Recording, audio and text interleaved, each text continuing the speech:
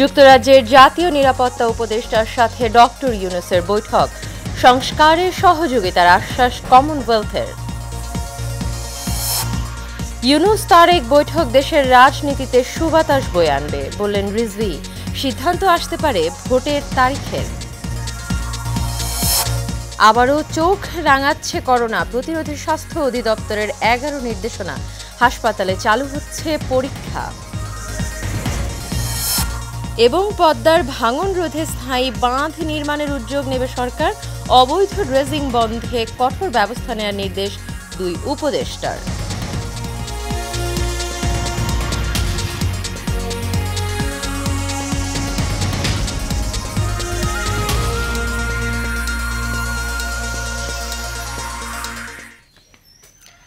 সবাইকে পবিত্র ঈদ উল আজহার শুভেচ্ছা জানিয়ে শুরু করছি এশিয়ান নিউজ। পুরো সময় জুড়ে আপনাদের সঙ্গে রয়েছি আমি অরণ্য বিনতি ইউনুস। এতক্ষণ শুনছিলেন বিআরবি কেবল ইন্ডাস্ট্রিজ লিমিটেড সংবাদ শিরোনাম।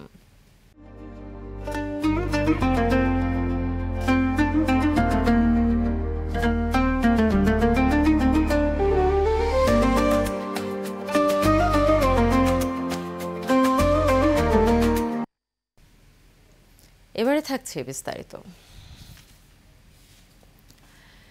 যুক্তরাজ্য সফরের দ্বিতীয় দিনে দেশটির জাতীয় নিরাপত্তা উপদেষ্টা জনাথন পাওয়েলের সঙ্গে বৈঠক করেছেন প্রধান উপদেষ্টা ডক্টর মোহাম্মদ ইউনূস। এছাড়া আজ royal institute of international affairs Chatham হাউসে একটি বিশেষ ভাষণ দেবেন ডক্টর ইউনূস। এই সফরে বাকিংহাম প্যালেসে ব্রিটিশ রাজা তৃতীয় চার্লসের সঙ্গে দেখা করবেন প্রধান উপদেষ্টা। এ সময় তিনি রাজা চার্লসের হাত থেকে গ্রহণ করবেন কিংস চার্লস হারমোনি অ্যাওয়ার্ড। এছাড়া 13 জুন বিএনপির ভারপ্রাপ্ত চেয়ারম্যান তারেক রহমান প্রধান উপদেষ্টার সঙ্গে সৌজন্য সাক্ষাৎ করবেন। লন্ডনের একটি হোটেলে এই বৈঠক অনুষ্ঠিত হওয়ার কথা রয়েছে। এর আগে সফরের প্রথম দিনে বাংলাদেশ বিষয়ক অল পার্টি পার্লামেন্টারি গ্রুপের সাথে বৈঠক করেন ডক্টর ইউনূস। এরপর তার সঙ্গে হোটেলে দেখা করতে আসেন কমনওয়েলথের সেক্রেটারি জেনারেল শার্লি বোচওয়ে। বৈঠকে বাংলাদেশের সংস্কার প্রক্রিয়ায় সহযোগিতার আশ্বাস দেন কমনওয়েলথের সেক্রেটারি।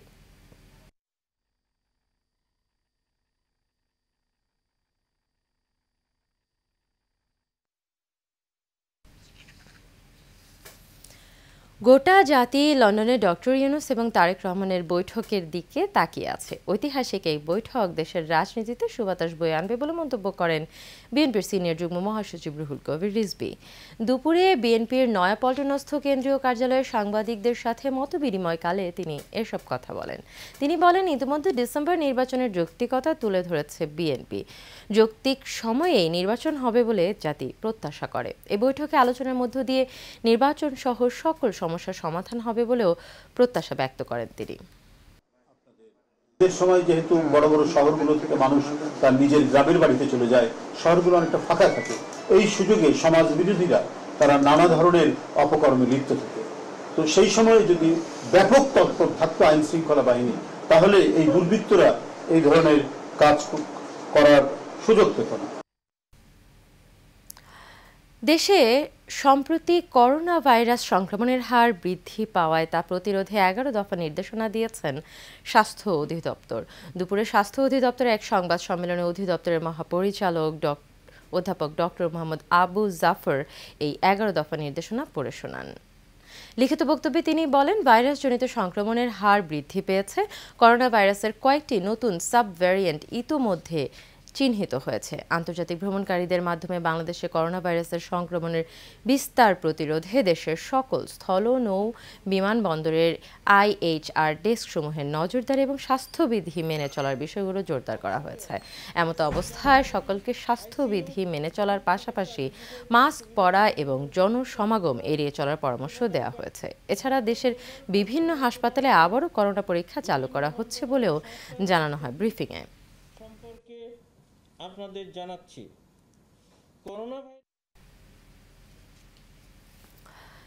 শরীয়তপুরের জাজিরায় পদ্মা সেতুর কনস্ট্রাকশন ইয়ার্ড রক্ষা বাঁধে নদী গর্ভে ধসে যাওয়া অংশসহ ভাঙনের ঝুঁকিপূর্ণ এলাকা পরিদর্শন করেছেন অর্থ উপদেষ্টা ডক্টর সালেউদ্দিন এবং সড়ক পরিবহন উপদেষ্টা ফয়জুল কবির। দুপুরে তারা পদ্মা সেতু থেকে নদী পথে ভাঙনের ক্ষতিগ্রস্ত এলাকা পরিদর্শন করেন। পরে তারা সাংবাদিকদের জানান, ভাঙন রোধে দ্রুত ব্যবস্থা গ্রহণ করা হবে। পদ্মা নদীর স্থায়ী বাঁধ নির্মাণে সরকার যথাযথ ব্যবস্থা নেবে। নদীর ড্রেজিং করতে হলে তা সার্ভে করে সিদ্ধান্ত নেওয়া হবে বলেও জানান উপদেষ্টারা। নদীতে অবৈধভাবে ড্রেজিং বন্ধ করতে কঠোর ব্যবস্থার নির্দেশও দেন তারা।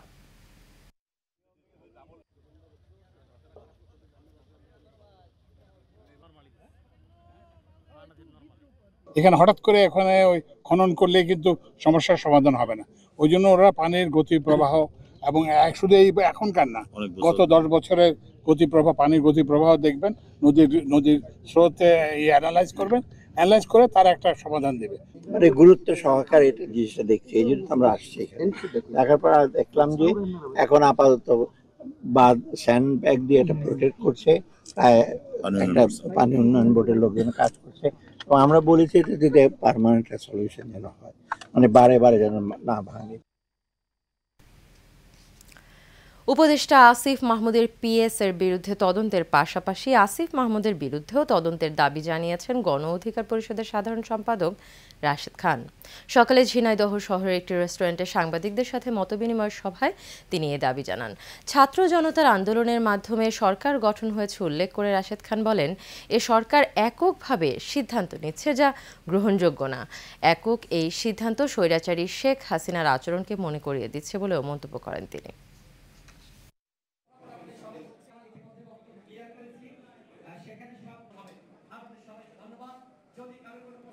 আমার প্রশ্ন হলো, এপিএস এত দুর্নীতি করলো,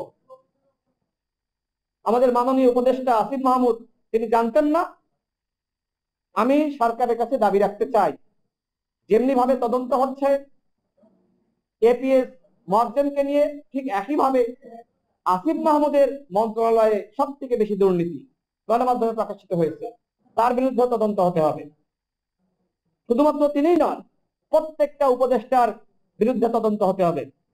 যদি কোনো উপদেষ্টা দুর্নীতি না করেন, আমরা তাকে শ্রদ্ধা স্যালুট জানাই। কিন্তু যেহেতু অভিযোগ আসছে, দুই একজনের বিরুদ্ধে অভিযোগ আসা মানে অন্যদের বিরুদ্ধে এই ধরনের সমস্যা থাকতে পারে, অভিযোগ থাকতে পারে। সুতরাং সরকারকে বলবো, আপনারা বলেছিলেন যে প্রতি মাসে আপনারা উপদেষ্টাদের সম্পদের হিসাব দিবেন, এপিএস দের সম্পদের হিসাব দিবেন।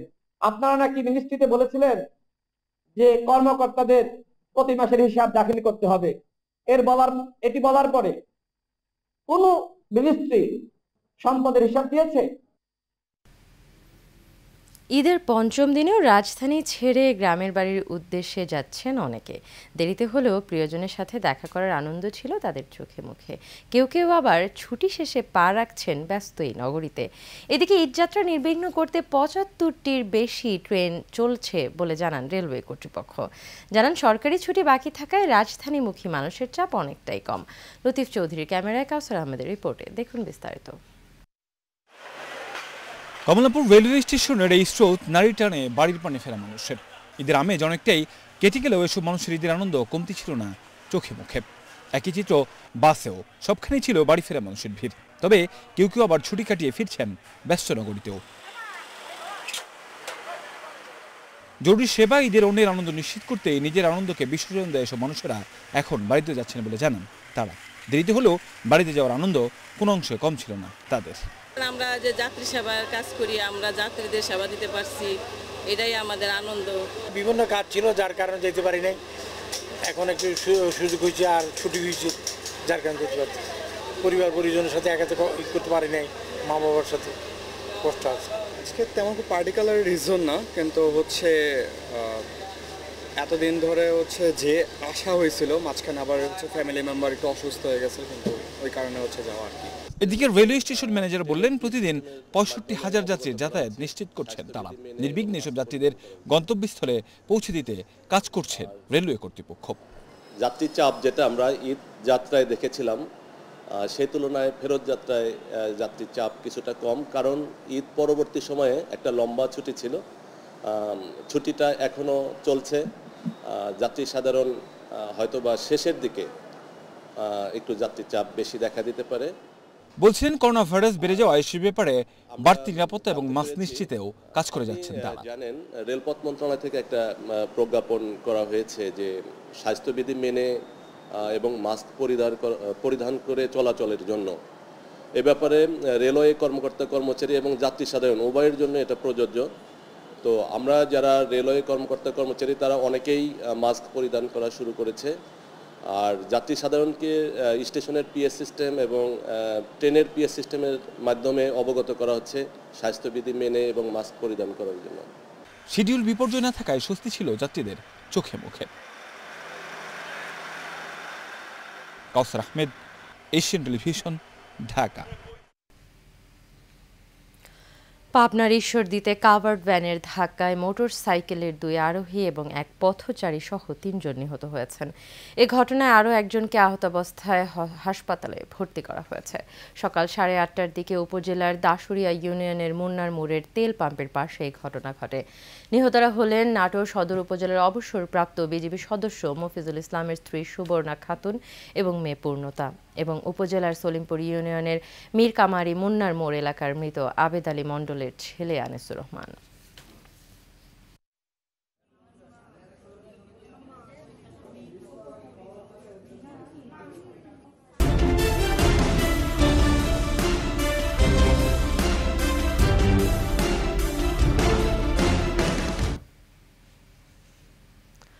আজ মধ্যরাত থেকে শেষ হচ্ছে সমুদ্রে ইলিশ সহ সব ধরনের মাছ ধরার উপর 58 দিনের নিষেধাজ্ঞা। তাই সমুদ্রে নামতে শেষ সময়ের প্রস্তুতি নিচ্ছেন জেলেরা। কেউ ট্রলারে জাল তুলছেন, কেউ নিত্য প্রয়োজনীয় সামগ্রী তুলছেন, অনেকে আবার জাল মেরামত করছেন। এবছরই প্রথম ভারতের সঙ্গে মিল রেখে 15 এপ্রিল থেকে 11 জুন পর্যন্ত সামুদ্রিক মাছের বাধাহীন প্রজননের জন্য 58 দিনের নিষেধাজ্ঞা আরোপ করে সরকার। এবার সাগরে জাল ফেললেই জেলেদের জালে ঝাঁকে ঝাঁকে ধরা পড়বে ইলিশ সহ সামুদ্রিক মাছ, এমন প্রত্যাশা স্থানীয় মৎস্য কর্মকর্তার।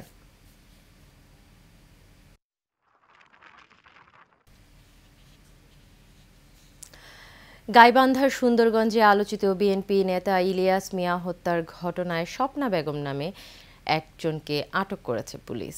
উপজেলার সর্বানন্দ ইউনিয়নের রামভদ্র খানাবাড়ি গ্রামে পুলিশ অভিযান চালিয়ে হত্যাকাণ্ডে ব্যবহৃত দেশীয় অস্ত্র, লোহার রড সহ স্বপ্না বেগমকে তার নিজ বাড়ি থেকে আটক করে। এর আগে নিহতের স্ত্রী মোসাম্মদ লিপি বেগম বাদী হয়ে 10 জনকে নামিয়ে ও অজ্ঞাতনামা আরও 20 থেকে 25 জনকে আসামি করে সুন্দরগঞ্জ থানায় একটি হত্যা মামলা দায়ের করেন। নিহত ইলিয়াস মিয়া উপজেলার সর্বানন্দ ইউনিয়নের রামভদ্র খানাবাড়ি গ্রামের মৃত আব্দুল ব্যাপারীর ছেলে। তিনি সর্বানন্দ ইউনিয়ন বিএনপির যুগ্ম আহ্বায়ক ছিলেন।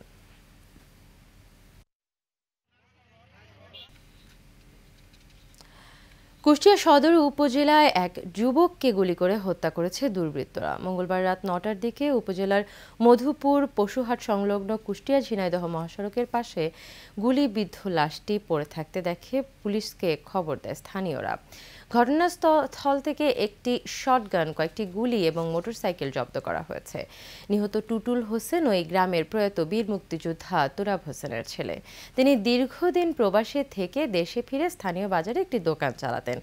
ইসলামী বিশ্ববিদ্যালয় থানার ভারপ্রাপ্ত কর্মকর্তা মেহেদি হাসান জানান, ধারণা করা হচ্ছে অন্য কোথাও হত্যা করে লাশ ফেলে রেখে গেছে দুর্বৃত্তরা।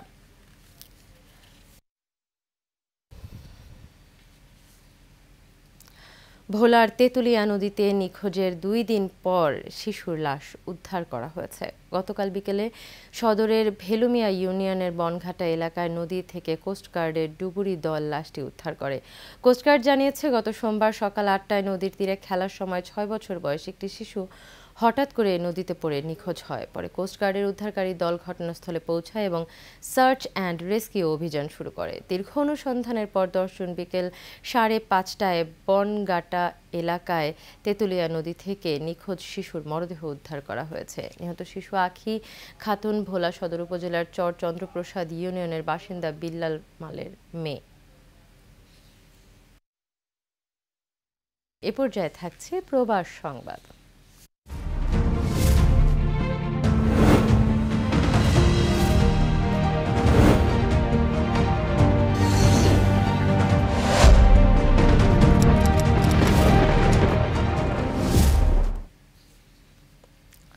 কুয়েতের জমকালো আয়োজনের মধ্য দিয়ে ফেনী ডেভেলপমেন্ট কমিউনিটির ঈদ পুনর্মিলনী এবং সাংস্কৃতিক সন্ধ্যা অনুষ্ঠিত হয়েছে। খাইতান রাজধানী প্যালেস হোটেলে আয়োজিত অনুষ্ঠানে সভাপতিত্ব করেন ফেনী ডেভেলপমেন্ট কমিউনিটি কুয়েতের সভাপতি ফারুক আনন্দ, সংগঠনের সাধারণ সম্পাদক নূর আলম মোল্লা এবং সাংগঠনিক সম্পাদক সাজ্জাদ মিয়াজির যৌথ সঞ্চালনায় এতে প্রধান অতিথি ছিলেন সংগঠনের উপদেষ্টা নাসির উদ্দিন খোকন।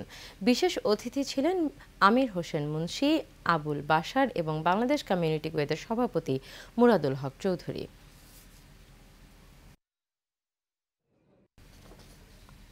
শেষ করব এশিয়ান নিউজ, তবে যাবার আগে বিআরবি কেবল ইন্ডাস্ট্রিজ লিমিটেড সংবাদ শিরোনামগুলো জেনে নেব আরও একবার।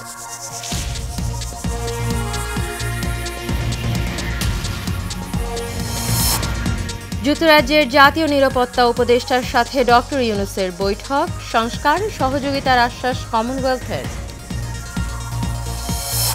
ইউনূস তারেক বৈঠক দেশের রাজনীতিতে সুবাতাস বয়ে আনবে বললেন রিজভী, সিদ্ধান্ত আসতে পারে ভোটের তারিখে। আবারও চোখ রাঙাচ্ছে করোনা প্রতিরোধে স্বাস্থ্য অধিদপ্তরের 11 নির্দেশনা, হাসপাতালে চালু হচ্ছে পরীক্ষা। এবং পদ্মার ভাঙন রোধে স্থায়ী বাঁধ নির্মাণের উদ্যোগ নেবে সরকার, অবৈধ ড্রেজিং বন্ধে কঠোর ব্যবস্থা নেওয়ার নির্দেশ 2 উপদেষ্টার। এশিয়ান নিউজ এ পর্যন্তই। পরবর্তী সংবাদ দেখার আমন্ত্রণ রইল। এতক্ষণ সাথে থাকার জন্য সবাইকে ধন্যবাদ।